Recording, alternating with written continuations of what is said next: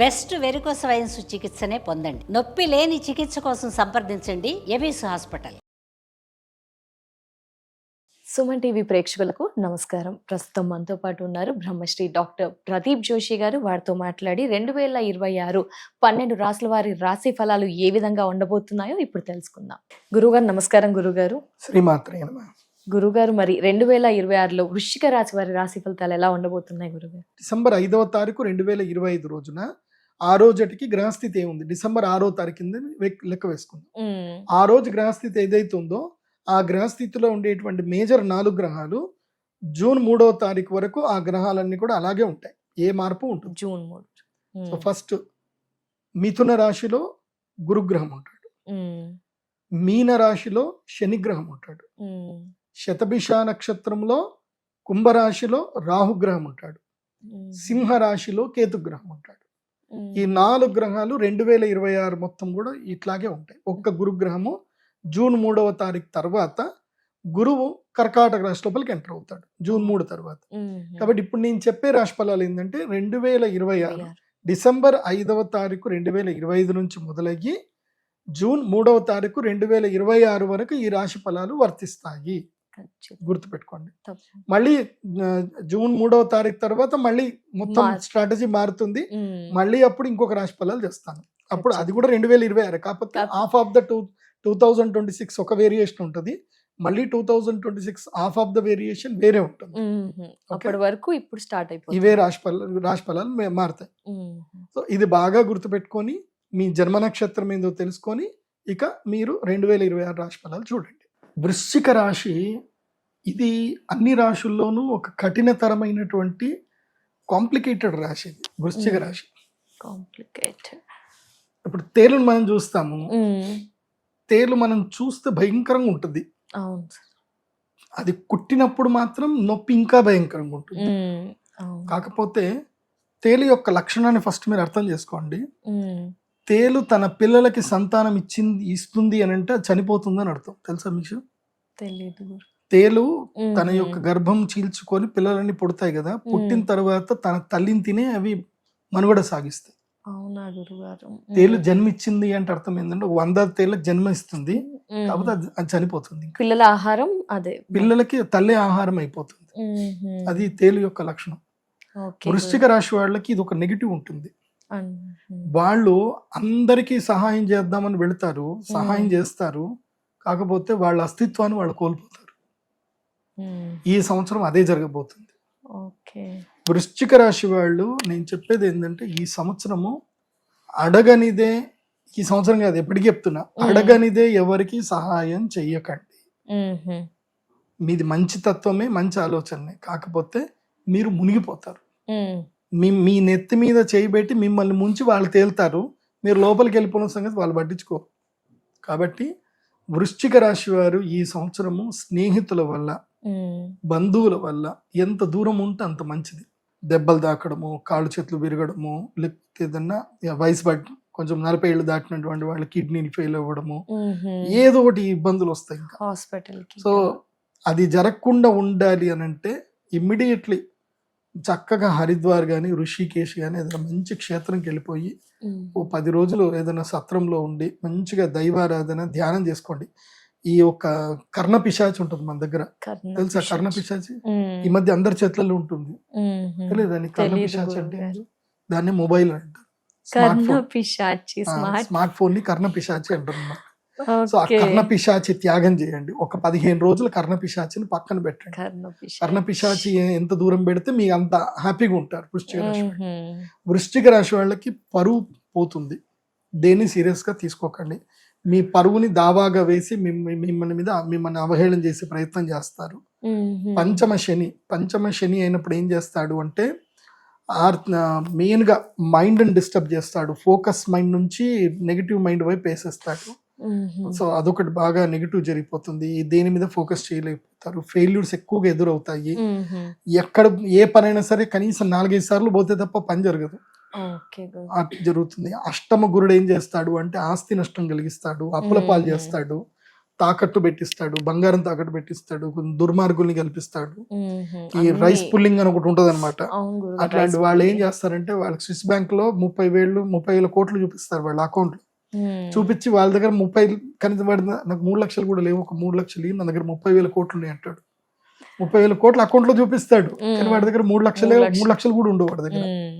వాడు మన అడుగుతాడు 3 లక్షలు నాకు వచ్చినాక నీకు ఇస్తా అంటాడు. అట్లుంటాయి కొంతమంది. సో ఇలాంటి దుర్మార్గులు బోలెడు మంది ఉంటారు. అంటే వాడి బ్యాంక్ అకౌంట్ లో డబ్బులు ఉంటాయి, ఏమనంటే బ్యాంక్ అకౌంట్లు ఉన్నాయి కదరా అంటే అవి నా ఫ్రీజ్ అయ్యాయి, మేము ట్యాక్స్ కట్టాలి, అందుకోసం డబ్బులు కావాలని చెప్పి డబ్బులు లాగుతాడు, ట్యాక్స్ కట్టాలి.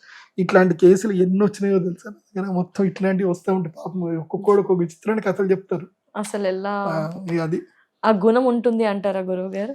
లేదు, ఒకటి గుర్తుపెట్టుకోండి అమ్మా, కొంతమంది జీవితం మోసం చేయడమే వాళ్ళ జీవిత వృత్తి. వాళ్ళని ఏమంటారు అంటే వైట్ కాలర్ క్రిమినల్స్ అంటారు. వైట్ కాలర్ వాళ్ళని ఎవరూ పట్టుకోలేరు, వాళ్ళ మీద కేసులు పెట్టలేరు. ఎందుకోసం అంటే వాళ్ళు పక్కడబంది క్రైమ్ చేస్తారు. మీరు వాళ్ళ మీద కేసులు కూడా పెట్టడానికి ఉండదు. చట్టానికి దొరకకుండా క్రైమ్ చేసేవాడే వైట్ కాలర్ క్రిమినల్. అలాంటి వైట్ కాలర్ క్రిమినల్స్ ఈ సంవత్సరంలో ఎక్కువ అవుతారు. ఇప్పుడు సమాజంలో బోలెడు మంది తిరుగుతున్నారు, ఇంకా ఎక్కువ. వాళ్ళు పట్టుకోవడమే అలాంటి క్యాండిడేట్ ని పట్టుకుంటారు. అంటే వాడు కంప్లైంట్ చేయలేని క్యాండిడేట్ నే పట్టుకుంటారు వాడు. ఎందుకోసం అంటే వాడి time precious then that amount అన్నమాట. ఇప్పుడు ఉదాహరణకి ఒక పెద్ద స్టార్ హీరో ఉన్నాడు, ఆయన పర్ డే వర్త్ ఎంత అంటే 10 లక్షలు, పర్ డే వర్త్ 10 లక్షలు. వాడి దగ్గర ఆయన ఒక 10 లక్షలు కొట్టేసిండు అనుకుందాం, 1 కోటి రూపాయలు కొట్టేసింది అనుకుందాం, అంటే 10 రోజులు ఇన్కమ్. వాడి గురించి అని చెప్పి ఆయన పోలీస్ కంప్లైంట్ చేసి పోలీస్ స్టేషన్ కి 1 రోజు పోయి, కోర్టుకు 1 రోజు పోయి, ఆయన ఒక 50 రోజులు తిరిగితే ఆయనకి ఎంత లాసు? 50 లక్షలు. 50 లక్షలు ఆయనకి లాస్ అన్నప్పుడు ఆయన ఎందుకు పోతాడు? వదిలేయండి. 50 రోజులు అంటే 5 కోట్లు. రోజుకి 10 లక్షలు ఇన్కమ్ ఉన్నాడు, 5 కోట్లు కదా వాడికి, 5 కోట్లు నష్టం వాడికి. వాడు రాడు, వాడు పెట్టడు. అట్లాంటి వాళ్ళని వీళ్ళు చూస్ చేసుకుంటారు, వైట్ కాలర్ క్రిమినల్స్ అంటారు. నాకు బోలెడు మంది నా దగ్గరకు వచ్చి ఏడుస్తారు, ఇట్లా కళ్ళలో నీళ్లు పెట్టుకుంటారు, ఏం చేయాలి స్వామి అది. ఇండ్లు నమ్మిస్తారు, ఆస్తులు అమ్మిస్తారు, మీకు మీ ఇంట్లో నిధి ఉందని చెప్తారు, నిధి తీపిస్తామంటారు, అది జరుగుతుంది అంటారు, ఇది జరుగుతుంది అంటారు. సడన్ గా వాళ్ళే పోలీసులను అరేంజ్ చేసుకుంటారు, దొంగ పోలీసుల్ని. వాళ్ళే వస్తారు, నిధి వెళ్ళింది అంటారు, దొంగ పోలీసులు వచ్చి తీసుకుపోయారు అంటారు. కంప్లైంట్ చేస్తే కంప్లైంట్ ఎట్లా చేస్తారు? మనం చేసిన తప్పు కదా, కంప్లైంట్ చేయొద్దు కదా అని ఎక్కడనే ఆపేస్తారు. అదొక రకమైన క్రిమినాలిటీ ఉంటుందండి. కాబట్టి నేను ఇప్పుడు చెప్పేది ఏంటంటే, వృశ్చిక రాశి వారు ఈ సంవత్సరము తిన్నామా, పడుకున్నామా, తెల్లారింది. ఫ్రెండ్స్ ఎవరైనా ఏమైనా వచ్చి ఏదైనా అడిగితే గనక తెలీదు, గుర్తులేదు, మర్చిపోయా, ఇవే చెప్పండి. మీకు జూన్ 3వ తారీఖు తర్వాత భాగ్య గురువు రాబోతున్నాడు కర్కాటక రాశిలో. వృశ్చిక రాశి వారికి ఒక బెనిఫిట్ ఏంటంటే, వీళ్ళకి భాగ్య స్థానంలో గురువు వచ్చినప్పుడు వీళ్ళ అదృష్టం పండుతుంది. సేమ్ చెప్పాను కదా ఇందా, కన్యా రాశికి ఎట్లాగైతే కనుక లాభము గురుడు ఉచ్చస్థానంలో ఉంటాడు, వృశ్చిక రాశి వాళ్ళకి ఏంటంటే భాగ్యములో గురుడు ఉచ్చస్థానంకి వస్తాడు. అంటే వీళ్ళకి అదృష్టం ఎట్లా పండుతుంది అని అంటే డబుల్ ట్రిపుల్ ఇంకా 100 టైమ్స్ మంచి డబ్బులు వస్తాయి. కాబట్టి వృశ్చిక రాశి వారికి మీ యొక్క మేధాశక్తికి మీరు ఏ టూల్స్ నేర్చుకోండి, క్రిప్టో ట్రేడింగ్ నేర్చుకోండి, తర్వాత ఈ యొక్క దీని ఏమంటారు స్టాక్ మార్కెట్ ట్రేడింగ్ నేర్చుకోండి, వరల్డ్ ఎక్స్ప్లోర్ చేయండి, బాగా సంపాదించండి. ట్రేడింగ్, మెయిన్ గా ట్రేడింగ్ చేయడం. వృశ్చిక రాశి వాళ్ళకి నేను చెప్పేది ఏంటంటే ట్రేడింగ్, లర్నింగ్ ట్రేడింగ్. అవి మీరు గ్రెయిన్స్ ట్రేడ్ చేస్తారా, అగ్రో ఫార్మేషన్ చేస్తారా, ఎక్స్పోర్ట్ చేస్తారా, అది మీ ఇష్టం. ఇంకా ఏమైనా గైడ్ లైన్స్ కావాలంటే నా దగ్గరికి రండి, నేను ఏదన్నా క్లియర్ గా చెప్తాను. నీట్ గా date to date green mark, red mark వేసి ఇస్తాను. నీ లైఫ్ లో గ్రీన్ మార్క్ అంటే గోల్డెన్ డేస్, రెడ్ మార్క్ అంటే bad days. So bad days ఎప్పుడు ఉంటాయి, గుడ్ డే. జీవితంలో తెలుసుకోవాల్సింది ఒకటేనండి, ఎస్ నో ఎప్పుడు చెప్పాలి, ఇది ఒకటి నేర్చుకోవాలి. ఎస్ చెప్పాలా, నో చెప్పాలా, ఇది ఒకటి. రెండవది గుడ్ టైం ఏంటి, బ్యాడ్ టైం ఏంటి, ఇది ఒకటి తెలుసుకోవాలి. ఇది తెలుసుకుంటే జీవితంలో ఈజీగా వెళ్ళగలుగుతాం. అండ్ ఎక్కడ ఇన్వెస్ట్మెంట్ చేయాలి, ఎక్కడ ఇన్వెస్ట్మెంట్ చేయకూడదు, అది ఒకటి తెలుసుకోవాలి. ఎవరితో స్నేహం చేయాలి, ఎవరితో స్నేహం చేయకూడదు తెలుసుకోవాలి. మన డైలీ వర్క్స్, మన డైలీ రొటేషన్స్ మనం దేంట్లో ఫాలో అవ్వాలి, అదొకటి తెలుసుకోవాలి. మన ఇష్ట దైవం ఏంటో అదొకటి తెలుసుకోవాలి. ఎవ్రీ టైం ఏ పరిస్థితుల్లో అయినా ఒక నిర్ణయం తీసుకోవడానికి మన మీద పూర్తిగా అధికారం కల్పించినటువంటి ఒక వ్యక్తి గైడ్లైన్స్ మనం తీసుకోవాలి. అది ఒక గురువు అయి ఉండాలి. Yes, good. ఆ గురువుకి అన్ని నాలెడ్జ్ ఉండాలి. ఇటు లీగల్ నాలెడ్జ్ ఉండాలి, ఇటు ట్రేడింగ్ నాలెడ్జ్ ఉండాలి, ఇటు ఆస్ట్రాలజీ తెలిసి ఉండాలి, అన్ని ఆల్రౌండర్ అయి ఉండాలి. ఈ షుడ్ నో ఎవ్రీథింగ్. మనని కామ్ చేసే పర్సనాలిటీ అయి ఉండాలి. అలాంటి గురువుని పట్టుకున్నావు అనుకో, నీ లైఫ్ జింగలాల ఇంకా. అందుకోసం అంటే నువ్వు ఎక్కడ పడాలో అక్కడ పట్టుకుంటాడు. ఇప్పుడు మొన్న ఒక క్లయింట్ ఆస్ట్రేలియాలో ఒక పిల్లాడు, మంచి పిల్లాడు, చాలా అందంగా ఉంటాడు, మంచి జిమ్ చేస్తాడు, ఫిట్ ఉంటాడు. ఎవరో అమ్మాయితోటి ఒక 2-3 నెలలు ఫోన్లో మాట్లాడుతున్నాడు. ఆ అమ్మాయిని పెళ్లి చేసుకుందాం డిసైడ్కి అయిపోయాడు. మ్యాట్రిమోనీలో కలిసింది ఆ అమ్మాయి. నాకు ప్రొఫైల్ పంపించాడు అమ్మాయి. నేను సాముద్రిక లక్షణాలు కూడా చూస్తాను, ముఖ లక్షణాలు చూస్తాను, జాతకం చూస్తాను. చూసి గుణాలు చూస్తే 28 గుణాలు వచ్చాయి. 28 గుణాలు అంటే ఇంకా సూపర్, ఇంకా రిజెక్ట్ చేయడానికి ఛాన్స్ లేదు. నేను చూసి ఈ అమ్మాయిని పెళ్లి చేసుకోకు అని చెప్పా. అయ్యో గురుగారు ప్లీజ్ గురుగారు, నేను కావాలంటే ఏమైనా రెమెడీ చేసుకుంటా గురుగారు, ఇంకో 2 లక్షలు 3 లక్షలైనా ఖర్చు చేసుకుంటా గురుగారు, మీరు చెప్పండి ఏ రెమెడీస్ అయినా చేసుకుంటా, నేను అమ్మాయిని పూర్తిగా నేను ఇన్వాల్వ్ అయిపోయాను, నేను ఇష్టపడుతున్నా, నాకు అమ్మాయి కావాలి గురుగారు అని అన్నాడు. సరే ఒక 10 రోజులు ఆగు, చెప్తా రెమెడీ చెప్తాను ఆపా. 10 రోజులకి అట్లాగే హోల్డ్ చేశా. మళ్ళీ 10 రోజుల తర్వాత మళ్ళీ కాల్ చేశాను. ఆ గురుగారు చెప్పండి చెప్పండి చెప్పండి, నేను పెళ్లి చేసుకుంటా, నాకు అమ్మాయి కావాలి, మీరు ఓకే అంటేనే చేసుకుంటా అంటాడు. మళ్ళీ ఓకే. సరే ఇంకో 10 రోజులు ఆగు అని చెప్పా. నేను వద్దు అని చెప్తున్నాను, సరే చేద్దాం ఇంకో 10 రోజులు ఆగు అని చెప్పా. ఫైన్ ఒక 15 days తర్వాత కాల్ చేశాడు.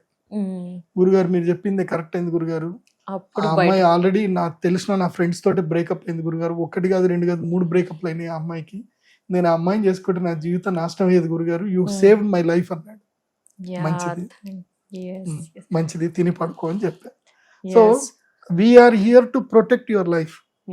నీ లైఫ్ మేము ఎక్కడ ప్రొటెక్ట్ చేయాలో మేము చేస్తాం. The only one word, yes or no. నేను నో చెప్పాను అని అంటే నీ లైఫ్ లో ఏదో జరగబోతుంది, దానికి నేను సేవ్ చేశాను. ఎస్ చెప్పాను అంటే నీకు ఏదో మంచి జరగబోవడానికి చెప్పాను. సో ఎస్ ఆర్ నో లోనే లైఫ్ అంత ఉంటుంది. కాబట్టి మన సుమన్ సార్కి life yes, Suman TV yes. So కాబట్టి బాగా గుర్తుపెట్టుకోండి, జీవితంలో ఒడిదుడుకులు ఏవి రావాలన్నా గురువు ఉంటే అన్నీ ఎదుర్కొంటావు. మంచి గురువు ఉండాలి, నిన్ను ఎప్పుడూ అబ్జర్వేషన్ చేస్తుండాలి, అలాంటి గురువు ఉంటే చాలు. గురుగారు మరి వృశ్చిక రాశి వారికి ఏమైనా పరిహారం తెలియజేస్తారా? వృశ్చిక రాశి వారికి ఈ సంవత్సరం వీళ్ళకి కాపాడేటువంటి శక్తి మహాగణపతి. వీళ్ళు తప్పకుండా ప్రతి నెల సంకష్టహర చతుర్థి వ్రతం చేయండి. ప్రతి నెల ప్రవాళ గణపతి అని ఒకటి దొరుకుతుంది, ప్రవాళ గణపతి మెడలో వేసుకోండి. నా దగ్గర ప్రత్యేకంగా ప్రవాళ గణపతి ఇంత పెద్ద దొరుకుతుంది. మేము అది సంకష్ట చతుర్థి రోజున పూజ చేసి ఇస్తాం. ఆ గణపతిని ఇంట్లో పెట్టుకొని ఆరాధన చేసుకోండి. ఒకటి గణపతి, లక్ష్మీ గణపతి సరస్వతి యంత్రం ఇస్తాము, ఆ యంత్రం దగ్గర పెట్టుకోండి, మంచిగా ఉంటుంది. వృశ్చిక రాశి వారికి ఇది నేను ఈ సంవత్సరం ఇచ్చే రెమెడీ. ప్రతి నెల సంకష్ట చతుర్థి రోజు వ్రతం జరుగుతుంది. కేవలం ఒక 100 మందికి మాత్రం అవకాశం ఇస్తాము. ఆ 100 మంది వచ్చి అక్కడ యజ్ఞంలో కూర్చొని యంత్రం తీసుకొని వెళ్ళండి. సంకష్ట చవితి రోజున ప్రతి నెల కృష్ణపక్ష చతుర్థి, దాన్ని సంకష్ట చతుర్థి అంటారు. గణపతి యాగం చేసుకొని గణపతిని ఇస్తాను, మూర్తి ఇస్తాను, గణపతి మూర్తి, ప్రవాళ గణపతి మూర్తి వస్తుంది, లక్ష్మీ గణపతి యంత్రం ఇస్తాను, పూజ చేసుకోండి, బాగుంటుంది. తప్పకుండా గురుగారు, ధన్యవాదాలు, నమస్కారం గురుగారు.